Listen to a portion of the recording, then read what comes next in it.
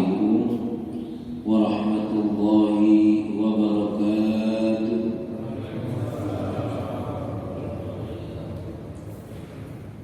Alhamdulillah, alhamdulillahil qail fi kitabihil karim. Innal ladzina qalu rabbuna Allah tsumma istaqamu tatanazzalu 'alaihimul malaikatu alla takhawfu wa la tahzanu wa basyiru bil jannati allati kuntum tu'adun. Asyhadu an la ilaha illallah wahdahu la syarika lah wa asyhadu anna Muhammadan abduhu wa rasuluhu la nabiyya ba'dahu, amma ba'du. Jamaah yang dimuliakan Allah Subhanahu wa taala, alhamdulillah kita bersyukur dapat menikmati dan mensyukuri nikmat yang Allah berikan kepada kita, hadir di tempat yang paling mulia ini. Salawat dan salam kita sampaikan kepada Nabi kita Muhammad sallallahu alaihi wasallam, Nabi yang menjadi uswah kita di dalam menjalani hidup dan kehidupan ini. Jamaah yang dimuliakan Allah Subhanahu wa taala, pembahasan kita kaitannya dengan berbagai zikir atau berbagai doa yang Rasulullah ajarkan kepada kita masih kita lanjutkan. Berikutnya adalah kaitannya dengan doa yang atau zikir yang dilakukan oleh Nabi Yunus, di mana Nabi Yunus ini adalah, kalau ada bahasa gampangnya, ngambek ya. Karena kaumnya itu sulit sekali diajak kepada jalan Allah. Akhirnya beliau tinggalkan kaumnya dan beliau katakan kepada kaumnya, 3 hari lagi nanti Allah akan kirim azab kepada kamu semuanya. Akhirnya Nabi Yunus meninggalkan kaumnya karena sudah ngambek lah bahasanya. Maka kalau yang suka ngambek mungkin dalilnya Nabi Yunus kan. Ternyata setelah 3 hari nggak ada tuh azab yang turun kepada kaumnya tadi. Dan kaumnya sendiri memang mereka sudah berubah, karena azab itu memang semua orang takut. Dan ternyata tidak turun azabnya karena memang kaumnya sendiri sudah berubah. Mereka mohon ampun kepada Allah dan lain sebagainya. Nabi Yunus tidak berani balik lagi karena azab yang dia katakan akan turun enggak turun.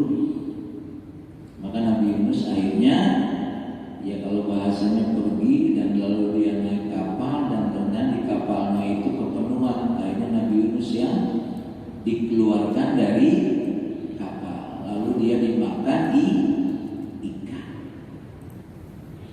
Doa itulah yang menyelamatkan beliau dari apa yang dijelaskan di dalam hadis riwayat Tirmidzi an Sa'id bin Abi Waqqas qala Rasulullah da'watud dunnun idda'a wa huwa fi batnil hut. Doa yang dilakukan oleh Nabi Yunus ketika berada di dalam perut Nabi Yunus. Apa doanya? La ilaha illa anta subhanaka inni kuntu minadh dhalimin. Inilah doa yang menyelamatkan beliau yang berada di dalam perut ikan. Sudah tentu ikannya yang besar atau Nabi Yunus yang kecil. Saya nggak paham di situ. Ya, karena sebesar-besarnya ikan kalau masuk ke dalam perutnya itu berarti ikannya bisa jadi lebih besar. Doa inilah yang dibaca oleh beliau dan dikatakan fa innahu lam yada' biha rajulun muslimun fi syai'in qattun ila stujibala. Maka apabila seorang muslim berdoa dengan doa yang dibacakan oleh Nabi Yunus ini, maka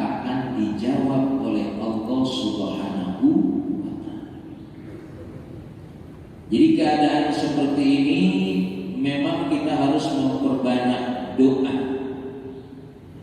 Al-haq wal batil semakin jelas, tetapi bisa jadi yang batil kelihatannya semakin kuat. Nah, posisi kita berada di mana? Maka doa-doa inilah yang menjadi kekuatan kita.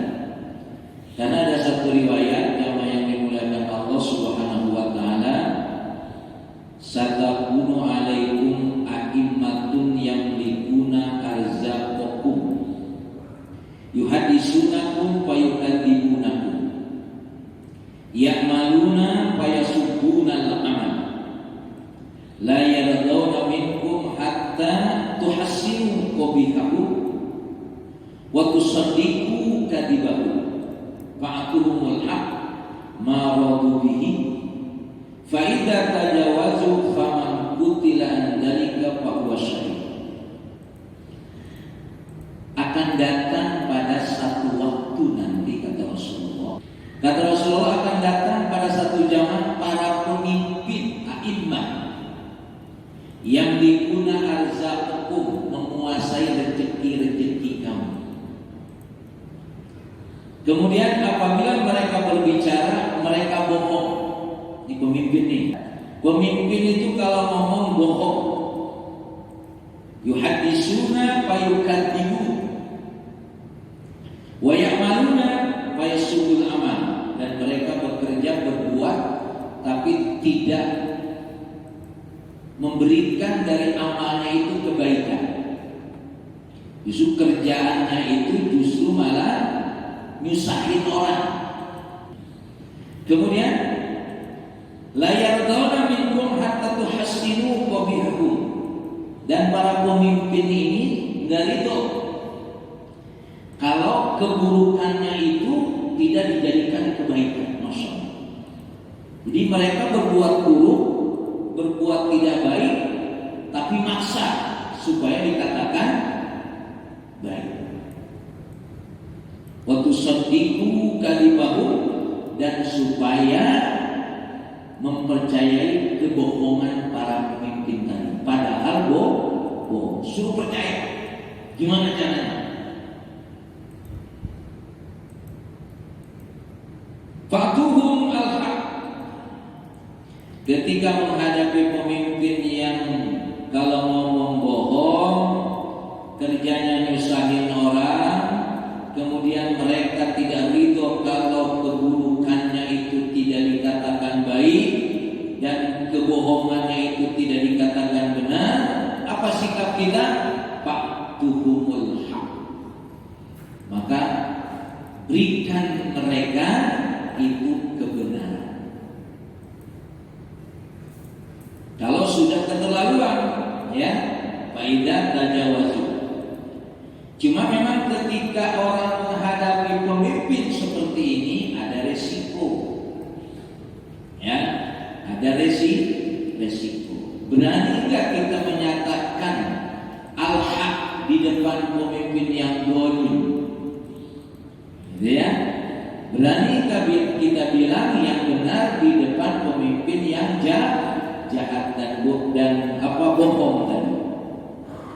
Maka Rasul menutup hadisnya dengan faman qutila an dzalika fa huwa syahid. Maka siapa yang terbunuh ketika berhadapan dengan pemimpin yang bohong tadi karena mempertahankan hak, fa huwa syahid. Maka dia matinya mati syahid. Jadi Rasul mengingatkan, artinya, dan Rasulullah sudah tentu mengajarkan kepada kita berbagai macam doa untuk menghadapi keadaan yang memang itu terjadi pada kehidupan kita.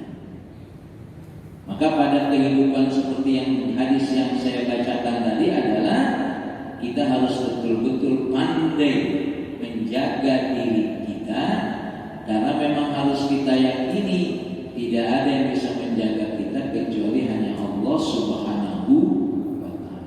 Rasul mengatakan, ihfadillah yahfadka, ihfadillah tajidhu tujah.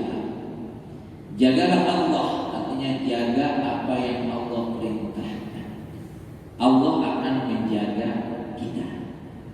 Alhamdulillah pagi-pagi kita sudah berusaha untuk melakukan apa yang Allah perintahkan. La ilaha illa anta subhanaka inni kuntu minadh dhalimin. Hadis yang lain, ad-dzikru inda liqa'il adu wa indal khawf minal hakim. Doa ketika kita berhadapan dengan musuh dan ketika kita takut berhadapan dengan hakim. Jadi orang yang namanya kalau sudah di depan hakim itu ya ada takut-takut. Apa yang dijelaskan oleh Rasulullah? Kana idza khafa qauman. Hadis dari Abu Dawud dan Nasa'i, Nabi menyatakan kana idza khafa qauman qala Allahumma inna nas'aluka fi nuhurihim wa na'udzu bika min syururihim. Ya Allah, kami jadikan Engkau penghadang mereka. Karena berhadapan dengan musuh yang menghadang siapa? Hanya Allah. Naj'aluka fi nuhurihim. Ya Allah, kami jadikan Engkau menghadang mereka dan kami berlindung kepada Engkau dari kejahatan mereka. Maka kalau kita sudah berhadapan dengan musuh, siapapun musuhnya itu, ya, tidak ada lagi yang kita bisa minta perlindungan kecuali hanya Allah Subhanahu wa Ta'ala. Ya mungkin kalau kisah-kisah atau cerita-cerita perang ini banyak yang dialami oleh saudara kita di Palestina. Banyak kisah-kisah itu, ya. Mereka hanya punya modal batu gitu ya, dilempar tapi meleduk gitu kan. Ketika kita memang sudah menjadikan Allah sebagai yang melindungi kita, ya sebetulnya selesai sudah. Hidup ini aman sudah. Jadi yang melindungi kita adalah Allah. Ikhtiarnya pakai masker gitu ya. Ikhtiarnya adalah cuci tangan. Ikhtiarnya adalah pakai jarak ya. Tapi hakikatnya yang kita lakukan ini adalah yang menjaga kita adalah Allah Subhanahu wa Ta'ala. Waruya Ibnu Sinni annahu Rasulullah SAW kana fi ghazwa faqala ya malika yaumiddin iyyaka a'budu wa iyyaka asta'in. Qala Anas falaqad ra'aitu ar-rajula tusarri'aha al-malaikah min baini yadayha wa min khalfiha. Ini doa ketika berhadapan dengan musuh ketika perang. Ada ghazwah, dalam istilah ada ghazwah, ada sariyah. Ghazwah itu perang yang diutus oleh Rasul, ya. Kalau tidak salah Rasul tidak mengikuti perang itu. Apa doanya ya Malik Yaumiddin? Wahai pemilik hari akhir, hari kiamat, ya na'budu wa iyyaka nasta'in. Hanya kepada Engkau aku mengabdi dan hanya kepada Engkau aku mohon pertolongan. Ini kita sudah terus diajarkan oleh Allah ketika sholat di dalam suratul Fatihah. Cuma mungkin ketika baca iyyaka na'budu wa iyyaka nasta'in itu kita tidak merasakan nikmatnya minta perlindungan kepada Allah. Maka bacaan Fatihah ini mungkin di samping ketika sholat, coba kita ulang-ulang di luar sholat, supaya ketika sholatnya kita merasakan betul, ya. Sekarang seperti yang kita alami ini, kita meminta tolong sama siapa? Kecuali hanya kepada Allah. Apa yang terjadi Bapak Ibu hadirin sekalian ketika dalam perang tadi, ya, dibacakan doa ya malika yaumiddin iyyaka a'budu wa iyyaka asta'in. Qala Anas, falaqad ra'aitu rajula tasawwaha al-malaikah min baini yadayha wa min khalfiha.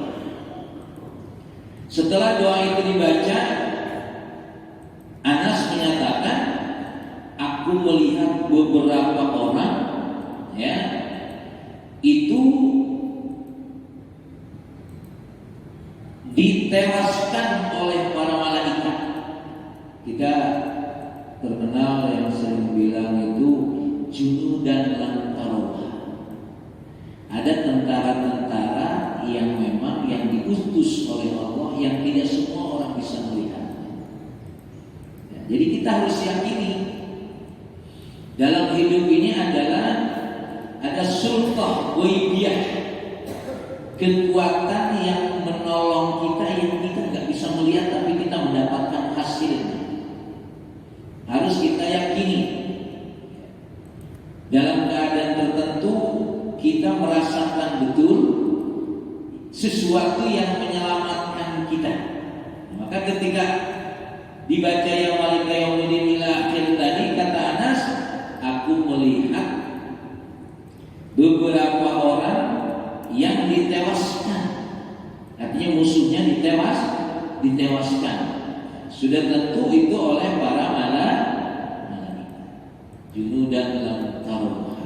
Harus kita yakin. Sama dalam hidup ini. Kita menghadapi kesulitan kira-kira gitu ya. Banyak problem yang dihadapi ya. Harus kita yakini semua akan berlalu. Karena memang doa kita, zikir kita itu adalah menjadi bagian kekuatan kita.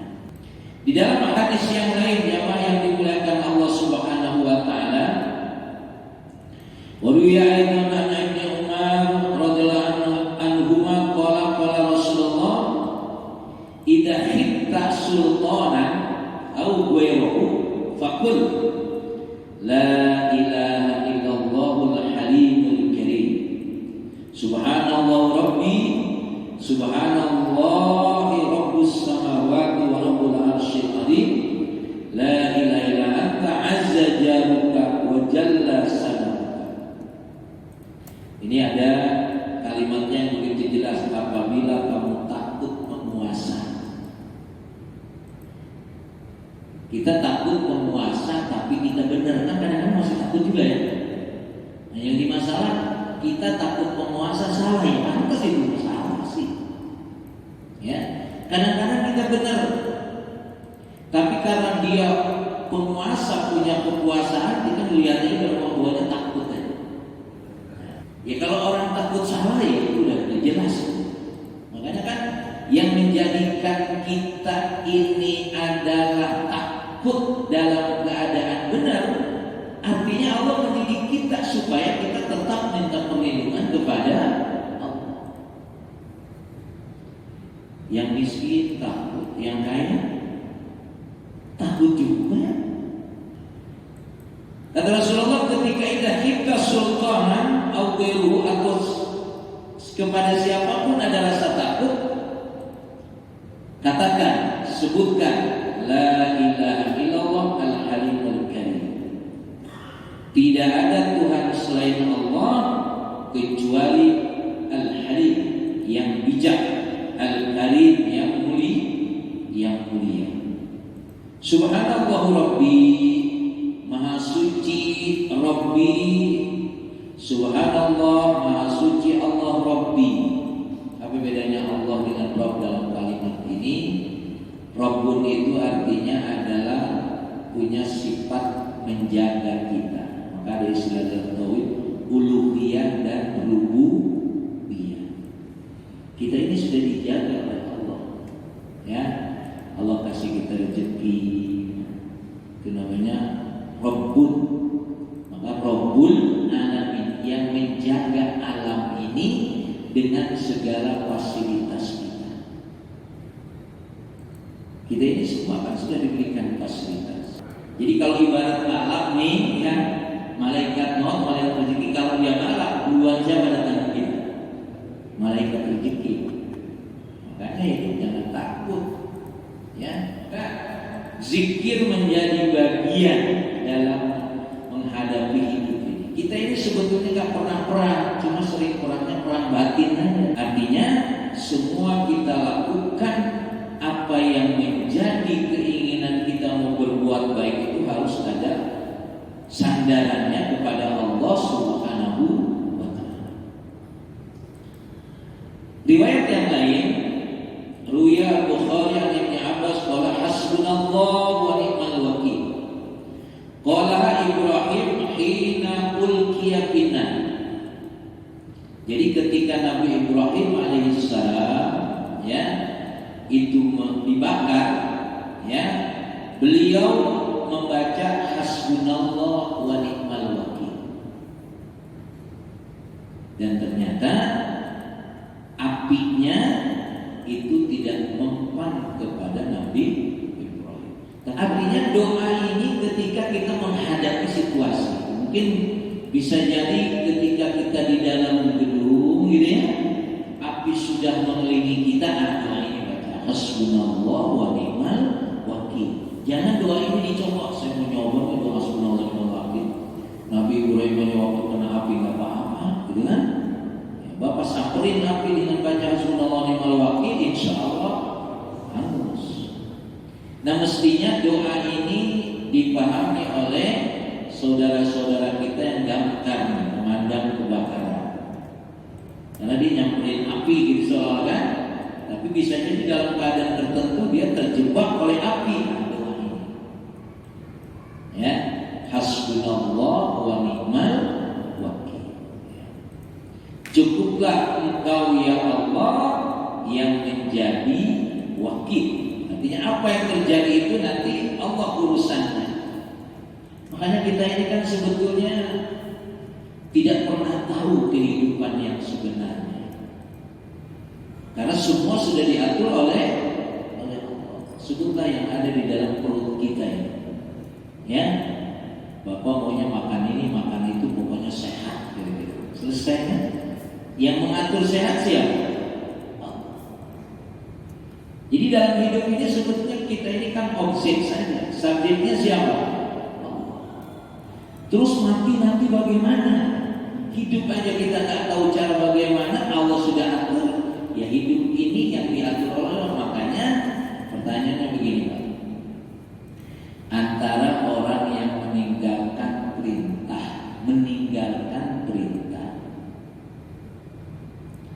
dengan melaksanakan larangan, atau sebaliknya meninggalkan perintah dan meninggalkan larangan.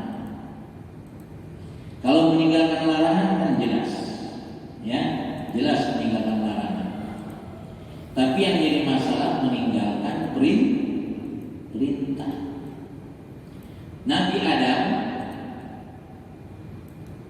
dan Hawa itu melaksanakan larangan, ya. Kata Allah, wala taqrabu hadhihi syajarah. Jangan kamu deketin pohon ini. Nabi Adam dan Hawa lakukan itu. Tapi iblis diperintahkan sujud. Usjudu li Adam fasajadu illa iblis aba wastakbar. Maka tugas kita ini Bapak Ibu hadirin sekalian adalah melaksanakan perintah. Kalau soal kita melaksanakan yang dilarang, akhirnya diampuni. Tapi meninggalkan perintah itu seperti iblis tidak diampuni. Kenapa? Karena ada rasa sombong. Ya, ada rasa sombong. Maka kalau terdengar azan Allahu Akbar, Allahu Akbar, Bapak dengar azan bukan pergi ke masjid bikin kopi, meledek kan? Ya, dipanggil. Ya dipanggil kan sama Allah, atau dipanggil bos kan? Dipanggil bos gitu, apa dipanggil bos gitu? Ya sebentar saya buat kopi dulu. Kira-kira bosnya ngambek kan? Nah, ini kita sama Allah ini masih ada sombong-sombong dikit, iblisnya masih ada katanya. Ya, itu satu tes saja.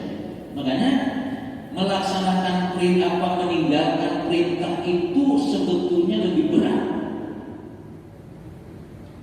daripada melaksanakan larangan. Karena ternyata Adam dan Hawa melaksanakan larangan diampuni oleh Allah dengan aku Rabbana zalamna anfusana. Karena Bapak memang kita kadang-kadang berbuat salah ini bisa jadi bukan karena maunya kita, ya, terpaksa, mungkin dipengaruhi oleh orang lain, atau ada hawa nafsu yang mendorong kita. Itu sah-sah saja. Tapi kalau sudah bicara meninggalkan larangan, meninggalkan perintah, itu yang kita takutkan ada rasa sombong. Aba wastakbar. Karena yang berhak sombong hanya siapa? Hanya Allah. Makanya kalau terdengar suara azan gitu ya, nah, hati-hati. Ibu, kalau dengar suara azan jangan nyalain kompor masak air. Sambil sholat katanya masak airnya matang, sholat selesai. Maunya kan begitu praktis ya. Sholatnya belum selesai, udah bunyi tuh kompornya namanya. Ya akhirnya sholatnya ingat airnya matang. Ya. Jadi kalau kita melaksanakan perintah fokus, ya, apa yang kita lakukan. Maka doa yang dibaca oleh Nabi Ibrahim ini adalah menguatkan.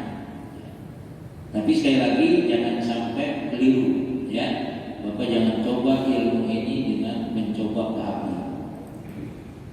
Wa qala Muhammadun sallallahu alaihi wasallam hina qala lahu an-nas inna nas qad jama'u lakum. Ya, ketika itu Rasulullah sudah dikelilingi oleh orang-orang kafir Quraisy. Justru ketika dia orang kafir Quraisy bukan malah takut, malah berani. Kenapa? Hasbunallah wa ni'mal wakil. Jadi hidup ini kalau kita sandarkan kepada Allah, insya Allah. Maka Bapak Ibu hadirin sekalian, pembahasan kita tentang doa ini mungkin secara teks Bapak tidak hafal doanya, tapi secara roh, ya, harus dipahami hidup ini kita bersandar kepada Allah. Jadi dalam keadaan tertentu sebut nama Allah. Ya Allah lindungi saya, Allah jaga saya. Ya, karena memang tidak ada yang bisa menjaga kita kecuali hanya Allah Subhanahu wa Ta'ala. Makanya ketika selesai sholat, ya, itu difokuskan kita untuk minta perlindungan kepada Allah. Maka ciri-ciri orang ulul albab alladzina yadhkuruna Allaha qiyaman wa qu'udan wa ala junubi. Suasana apapun terus kita berzikir kepada Allah. Mudah-mudahan. Jadi memang kalau tempat ini tempat milik Allah, Baitullah, rumah Allah, ya kita dijaga. Cuma pakai masker ikhtiar saja. Ya, tapi semua itu menjadi pemikiran-pemikiran. Tapi yang menjadi kepentingan kita adalah kullu amrin min indillah. Semua harus kita kembalikan kepada Allah Subhanahu wa Ta'ala.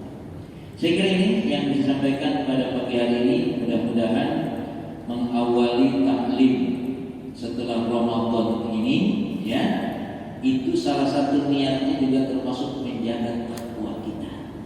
Ya, kita ini sekarang sedang menjaga takwa karena malaikat maut hampir mepet-mepet ini.